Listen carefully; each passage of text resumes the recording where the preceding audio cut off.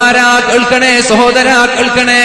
അല്ലാഹുവിന്റെ ഹബീബ് പറയാണ്, ഈ മദീന പള്ളിയിൽ ഒരു മാസക്കാലം ഇഅ്തികാഫിരിക്കുന്നതിനേക്കാളും എനിക്ക് ആഗ്രഹം എന്തെങ്കിലും ഒരു പ്രയാസം അനുഭവിക്കുന്നവന്റെ കൂടെ നടന്നിട്ട് അവന്റെ ആവശ്യങ്ങൾ വീട്ടിക്കൊടുക്കലാണെന്ന് മുഹമ്മദുർ റസൂലുള്ളാഹ്.